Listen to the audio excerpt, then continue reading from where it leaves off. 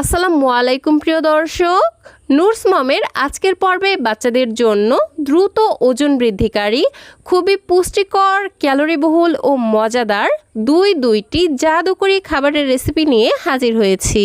এই খাবার দুইটি বাচ্চাদের দ্রুত ওজন, উচ্চতা ও স্মৃতিশক্তি বাড়াতে, অর্থাৎ কিছু শেখা বা মনে রাখার ক্ষমতা বাড়াতে জাদুর মতো কাজ করবে। একই সাথে বাচ্চাদের শরীরে প্রয়োজনীয় পুষ্টির চাহিদাও পূরণ করবে। এই খাবার দুইটি তৈরি করে আপনারা বাচ্চাদেরকে সকালের নাস্তায়, দুপুরে অথবা রাতের প্রধান খাবার হিসেবে খাওয়াতে পারবেন। বাচ্চারা অল্প খেলেও পর্যাপ্ত পরিমাণে পুষ্টি পাবে। তাহলে আর কথা না বাড়িয়ে সরাসরি চলে যাচ্ছি আমার মূল রেসিপিতে। তো এজন্য এখানে আমি একটি মুরগির ডিমের কুসুম নিয়ে নিয়েছি এবং একটি চামচের সাহায্যে কুসুমটাকে খুব ভালোভাবে ফেটিয়ে নিচ্ছি। রেসিপিটা যেহেতু 6 মাস থেকে 3 বছর বয়সী বাচ্চাদেরকে খাওয়াতে পারবেন, তাই 6 মাস থেকে 10 মাস বয়সী বাচ্চাদের জন্য এখানে শুধুমাত্র ডিমের কুসুম নিয়ে নেবেন। ডিমের কুসুম খেয়ে বাচ্চা যখন খুব সুন্দর মতোই এটা হজম করতে পারবে, দেন 10 মাসের পর থেকে ডিমের সাদা অংশ সহ পুরো একটি ডিম নিয়ে নিতে পারবেন। তো যাই হোক, ডিমের কুসুমটাকে আমি খুব ভালোভাবেই ফেটিয়ে নিয়েছি। এখন চলে যাচ্ছি চুলায়। চুলায় একটি প্যান দিয়ে এর মধ্যে দিয়ে দিচ্ছি সামান্য একটু ঘি। ঘিতে রয়েছে গুড ফ্যাট এবং ক্যালোরি বাচ্চাদের ওজন বাড়াতে সহায়তা করে এবং গুড ফ্যাট বাচ্চাদের স্মৃতিশক্তি বাড়াতে সহায়তা করে। আর পুষ্টিবিদেরা বলেন বাচ্চার 6 মাস বয়সের পর থেকেই তাদের খাবারে অল্প অল্প করে ঘি, বাটার, অলিভ অয়েল এগুলো যুক্ত করা যাবে। তো যাই হোক, ঘি গলে আসলে এবার আমি এর মধ্যে দিয়ে দিচ্ছি বাচ্চার চাহিদা অনুযায়ী সুজি। আমি এখানে ঘরে তৈরি চালের সুজি ব্যবহার করছি। আপনারা বাচ্চাদেরকে যে সুজি খাওয়ান এখানে সেই সুজিটাই নিয়ে নেবেন। এবার চুলার আঁচ একদম লোতে রেখে সুজিগুলোকে মোটামুটি 1 থেকে 2 মিনিটের মতো ভেজে নিব।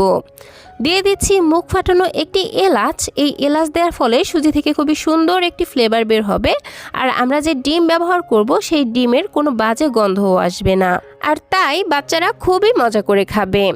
তো যাই হোক, মোটামুটি 2 মিনিটের মতো ভেজে নেওয়ার পর দেখবেন সুজি থেকে খুবই সুন্দর একটি ফ্লেভার বের হবে আর সুজিগুলো ঠিক এরকম ঝরঝরে হয়ে আসবে। এই পর্যায়ে সুজিগুলো সেদ্ধ হওয়ার জন্য দিয়ে দিব পরিমাণ মতো বিশুদ্ধ খাবার পানি। আমার সুজির পরিমাণ অনুযায়ী এখানে 1 কাপের মতো পানি লেগেছে। আপনারা যতটুকু সুজি নেবেন তার পরিমাণ বুঝে এখানে পানির পরিমাণ কমিয়ে বাড়িয়ে দিয়ে দিবেন। এখন চুলার আঁচ মিডিয়ামে রেখে ঘন ঘন নেড়েচেড়ে এই সুজিগুলোকে খুব ভালোভাবে সেদ্ধ হওয়া পর্যন্ত রান্না করে নিব। দর্শক, ডাক্তারেরা 1 বছরের আগে বাচ্চাদের খাবারে কোনো ধরনের লবণ এবং চিনি দিতে নিষেধ করে থাকেন, কারণ 1 বছরের কম বয়সী বাচ্চাদের কিডনি এবং লিভার অপরিপক্ক অবস্থায় থাকে। আর তখন যদি বাচ্চাদেরকে অতিরিক্ত লবণ বা চিনি দেওয়া হয় তাহলে তাদের অপরিপক্ক কিডনি এবং লিভারে খুব মারাত্মক ক্ষতি হওয়ার সম্ভাবনা থাকে। কিন্তু অনেক বাচ্চারাই আছে যারা লবণ ছাড়া খাবার একেবারেই খেতে চায় না। সেক্ষেত্রে বাচ্চার ডক্টরের সঙ্গে কথা বলে 10 মাসের পর থেকে সামান্য 1 চিমটি করে লবণ বাচ্চার খাবারে যুক্ত করতে পারেন। তবে অবশ্যই সেটা বাচ্চার ডক্টরের পরামর্শ অনুযায়ী হতে হবে। আমার বাচ্চাও লবণ ছাড়া খাবার একেবারেই খেতে চাইতো না, তাই আমি আমার ছেলের ডক্টরের সঙ্গে কথা বলে 10 মাসের পর থেকে ওর খাবারে সামান্য 1 চিমটি করে লবণ অ্যাড করে থাকি। তো যাই হোক, মোটামুটি 4 মিনিট পর আমার সুজিগুলো অলমোস্ট সেদ্ধ হয়ে এসেছে। আর সুজিগুলো সেদ্ধ হয়ে যখন এরকম সাদা সাদা হয়ে আসবে আর পানিটাও ঠিক এইরকম লিকুইড অবস্থায় থাকবে, ঠিক এই পর্যায়ে আমি আগে থেকেই ফেটিয়ে রাখা ডিমের কুসুম অল্প অল্প করে সুজির মধ্যে দিয়ে দিব আর 1 হাত দিয়ে অনবরত নেড়ে চেড়ে সুজির সঙ্গে ভালোভাবে মিশিয়ে নিব। এই পর্যায়ে নেড়ে দেওয়া বন্ধ করা যাবে না, তা না হলে ডিমের বড় বড় দলা পেকে যাবে আর যেটা ছোট বাচ্চাদের গিলতে অসুবিধা হবে। তো ডিমের কুসুম দেওয়ার পর আমি নেড়ে চেড়ে আর মোটামুটি 1 থেকে 2 মিনিটের মতো রান্না করে নিব। এই পর্যায়ে যদি মনে হয় সুজিটা বেশি ঘন হয়ে গেছে তাহলে সামান্য একটু পানি অ্যাড করে বাচ্চার পছন্দ অনুযায়ী সুজিটাকে পাতলা করে নেবেন। আমার সুজিটাকে আমি ঠিক এরকম একটু পাতলা অবস্থায় নামিয়ে নিচ্ছি, কারণ এটা ঠান্ডা হলে আরও একটু ঘন হয়ে যাবে। আর এই তো তৈরি হয়ে গেল বাচ্চাদের জন্য হাই প্রোটিন সমৃদ্ধ এবং ক্যালোরি বহুল একটি সুজির রেসিপি।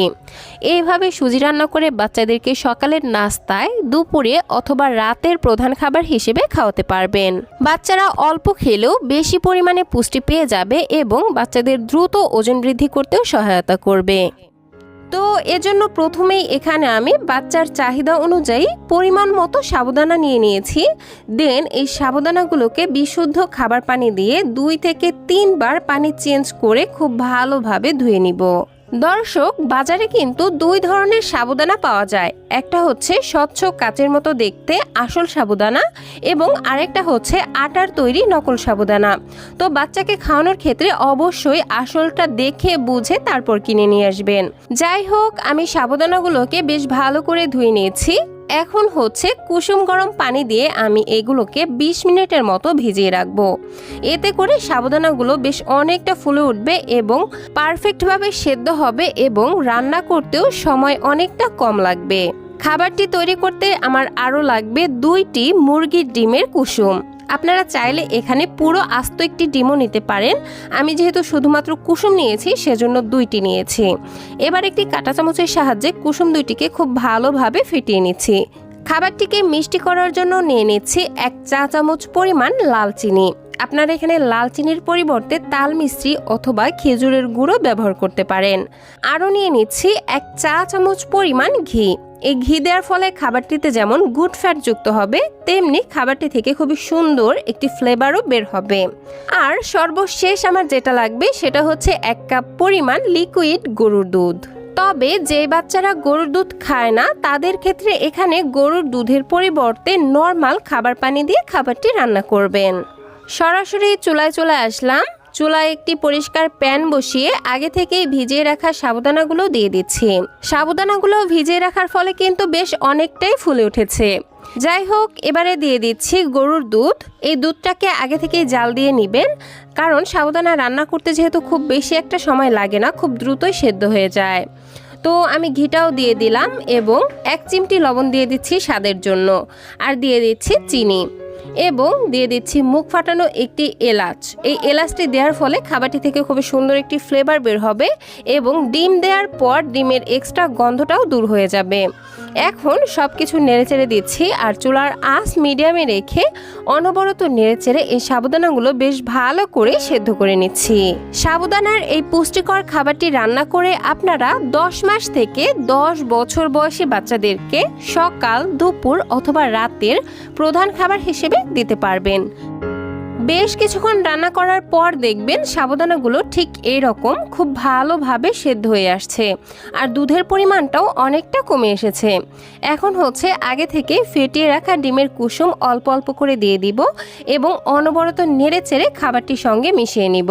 এই পর্যায়ে চুলার আঁচ একদম কমিয়ে রেখে ডিমটা মেশাতে হবে, কারণ চুলার আঁচ বাড়িয়ে যদি আপনি ডিমটা দেন তাহলে ডিমের বড় বড় দলা পেকে যাবে, যেটা ছোট বাচ্চাদের গিলতে অসুবিধা হবে। দর্শক, এই খাবারটিকে এক কথায় বলা যেতে পারে ডিম, সাবুদানা এবং দুধের সংমিশ্রণে পুষ্টির একটি প্যাকেজ, যেটা বাচ্চারা অল্প খেলেও সব ধরনের পুষ্টি একসঙ্গে পেয়ে যাবে এবং বাচ্চাদের দ্রুত ওজন, উচ্চতা এবং স্মৃতিশক্তি বাড়াতেও সহায়তা করবে। আর এই খাবারটি খেতে এতটাই টেস্টি হয় যে বাচ্চারা একবার খেলে বারবার খেতে চাইবে। যাই হোক দর্শক, আমি ডিম দেওয়ার পর খাবারটিকে আর মোটামুটি 2 মিনিটের মতো রান্না করে নিয়েছি। আর এই তো আমি ঠিক এরকম ঘনত্বে রেখে চুলা থেকে নামিয়ে নিচ্ছি। আপনি আপনার বাচ্চাকে যেমন ঘন বা পাতলা খাবার খাওয়ান, খাবারটিকে ঠিক সেরকম অবস্থায় রেখে চুলা থেকে নামিয়ে নেবেন। এই তো দর্শক, তৈরি হয়ে গেল বাচ্চাদের জন্য ভীষণই ক্যালোরিবহুল এবং পুষ্টিকর, একই সাথে ভীষণ মজাদার সাবুদানার একটি খাবারের রেসিপি। তো দর্শক, এই ছিল আমার আজকের আয়োজন। ভিডিওটি ভালো লাগলে প্লিজ একটি লাইক দেবেন এবং কোনো ধরনের প্রশ্ন থাকলে অবশ্যই কমেন্টে জানাবেন। আমি ইনশাল্লাহ রিপ্লাই দেওয়ার চেষ্টা করব। আর বাচ্চাদের জন্য এরকম আরও সহজ এবং পুষ্টিকর খাবারের রেসিপি পেতে প্লিজ আমার চ্যানেলটিকে সাবস্ক্রাইব করে পাশের ঘন্টাটি বাজিয়ে অলে সেট করে রাখবেন পরবর্তী ভিডিওর নোটিফিকেশন সবার আগে পাওয়ার জন্য। আজকের মতো বিদায় নিচ্ছি। আল্লাহ হাফেজ। আসসালামু আলাইকুম।